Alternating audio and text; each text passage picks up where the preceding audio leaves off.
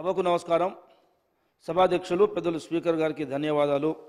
అదేవిధంగా గిరిజన నియోజకవర్గం వైరా ప్రజలందరికీ కూడా నన్ను ఎమ్మెల్యే గెలిపించి అసెంబ్లీ పంపిన వారికి ప్రత్యేకమైన ధన్యవాదాలు తెలియజేస్తూ, నిన్న రాష్ట్ర ప్రభుత్వం సంత్ సేవాలాల్ మహారాజ్ కార్యక్రమానికి గిరిజన జాతి బంజారా జాతి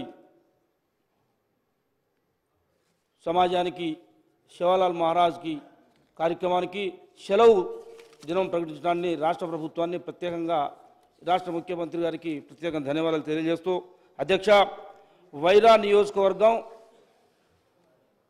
పూర్తిగా గిరిజన నియోజకవర్గం. ఇటు ఆంధ్రాకి, ఇటు వరంగల్ జిల్లాకి, ఇటు భద్రాద్రి కొత్తగూడెం జిల్లా ఆ ప్రాంతానికి విస్తరించిన ప్రాంతం. అక్కడ సీతారామ ప్రాజెక్టు మా జూలూరుపాడు మండలం నుంచి జాయిన్ అవుతుంది, చివరగా కారేపల్లి మీదకి వెళ్ళిపోతుంది. సీతారామ ప్రాజెక్టు ద్వారా అక్కడ మాకు ఏం అవకాశాలు లేవు, ఒక్క పట్టణం లేదు, అన్ని గిరిజన ప్రాంతాలే. ఆ సీతారామ ప్రాజెక్టు ద్వారా ఉన్న చెరువుల్ని నీళ్లు మీ ద్వారా నింపించే విధంగా ప్రభుత్వానికి చెప్పమని చెప్పేసి మిమ్మల్ని తమ్మని విజ్ఞప్తి చేస్తూ ఉన్నా. అదేవిధంగా వైరా ప్రాజెక్టు 18 అడుగులు నీళ్లు వచ్చే విధంగా, దాని సామర్థ్యం పెంచే విధంగా మిషన్ భగీరథ నీళ్లు కూడా ఇప్పుడు అందులో కలుపుతున్నారు కాబట్టి చివరి దాకా నీళ్లు పోవటానికి రైతులకి తాగటానికి నీళ్లు కూడా సరిపోవట్లేదు.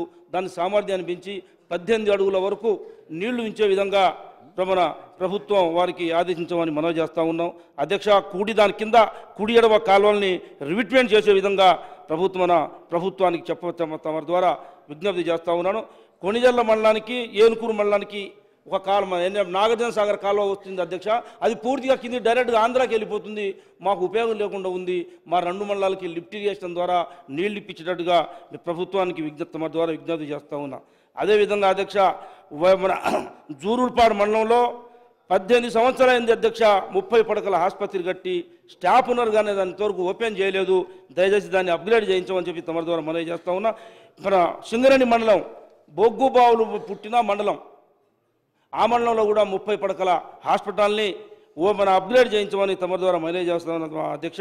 వైరా నియోజకవర్గం, వైరా మండల హెడ్ క్వార్టర్ కొత్తగూడెం, ఇటు ఖమ్మానికి సెంటర్ కేంద్రంగా ఉంటుంది అధ్యక్ష. అక్కడ 100 పడకల హాస్పిటల్ని ఓపెన్ చేయించమని చెప్పేసి, మంజూరు చేయించమని చెప్పేసి తమ ద్వారా ప్రభుత్వాన్ని విజ్ఞప్తి చేస్తున్నా. అదేవిధంగా అక్కడ పూర్తిగా చుట్టుపక్కల గిరిజన ప్రాంతం, పల్లెటూళ్ళు, గ్రామాలతో కూడిన నియోజకవర్గం.